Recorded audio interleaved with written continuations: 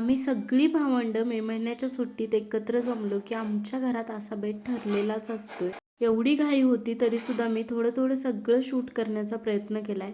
कारण मला हे चुलीवरचं रक्ती मुंडी मटण सगळं असं तुम्हाला दाखवायचं होतं.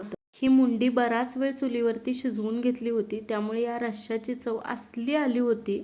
घरात सगळ्यांनी जास्त करून मटणाच्या रश्श्यापेक्षा या मुंडीच्या रश्श्यावरच ताव मारला होता. आणि हे बघा 2.5 किलो मटण आहे. यावरती बहिणीने मीठ टाकलं आणि हळद सुद्धा टाकून चांगलं मिक्स करून घेतलं. आणि हा एवढा मोठा व्हिडिओ घेणं शक्य झालं ते फक्त माझ्या मुंबईच्या बहिणीमुळे. त्यामुळे या व्हिडिओचं श्रेय माझ्या बहिणीला. आणि बहीण बोलली की तकलीमध्येच मटण करूया म्हणजे चवीला मस्त होईल. सुरुवातीला तिने तेलावरती चरबी टाकली आणि मग मटण टाकून चांगलं मटण परतून घेतलं आणि मटण शिजायला ठेवलं. आणि तुम्ही काय पण म्हणा, चुलीवरच्या जेवणाची चवच मस्त असते. तुमच्याही गावाकडच्या अशाच काही आठवणी असतील तर कमेंटमध्ये नक्की सांगा.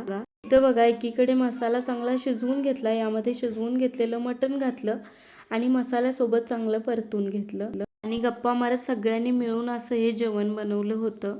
इथं मस्त चरचरीत असं मटणाचा रस्सा तयार झालाय. त्यानंतर मुंडीचा रस्सा सुद्धा तयार झालाय आणि रक्ती मुंडी सुद्धा अशी एकत्र शिजवली होती. अशी आम्ही सगळे एकत्र असलो की असा बेत हा ठरलेलाच असतोय. व्हिडिओ आवडला असेल तर लाईक करा आणि तुम्ही कोणत्या गावातून व्हिडिओ बघताय कमेंटमध्ये सांगा.